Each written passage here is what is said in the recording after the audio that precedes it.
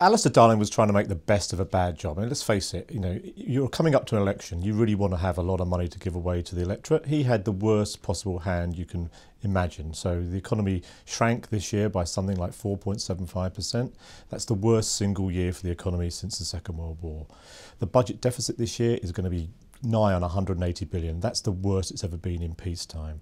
The economy was very heavily dependent, has been very heavily dependent on the city and financial services, devastated by the credit crunch. So Darling came here to do his pre-budget report today with really not much to play with, and he had to make the best of a very poor hand. What he tried to do was make a distinction between how the Labour Party, the Labour government would approach this issue and how the Conservatives would do it. So there was quite a lot of politics mixed up in what he did. So one of the big headline measures was his super tax on city bonuses. So anybody who gets a bonus in the city more than 25,000, their employer will pay 50% of that to the exchequer. And he used that money for youth unemployment and to put old people back into work. That's quite a smart political play. He announced that he would freeze the threshold on inheritance tax.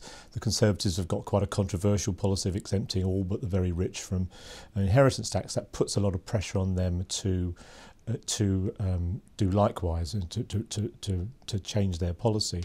But I mean, when you scratch beneath the surface a bit, you do realise that a lot of this was for show. A lot of it was sort of political glitter, and that deep down the pain is actually much more broadly spread than just a handful of city bankers. So national insurance contributions are going to go up by 0.5% in a couple of years' time. That will affect everybody on more than £20,000 a year. That's sort of, middle income, aspiring middle class voters, lots of them in marginal seats. And there's a big public sector pay freeze coming down the pike. In 2011-2012, he's put a ceiling of 1% on public sector pay awards. In both those years, he expects inflation to be higher than 1%. So effectively, 6 million workers, all of them looking at a pay cut. So those are quite big issues further down the road, and already you're seeing some opposition to them from the union movement.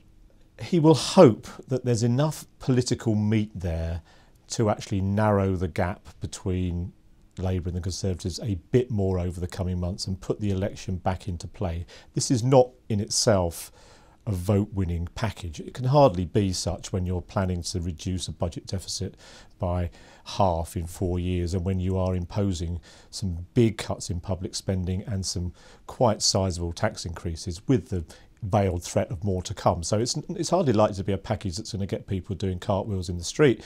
On the other hand, he has played it quite skillfully. He has protected people at the very bottom.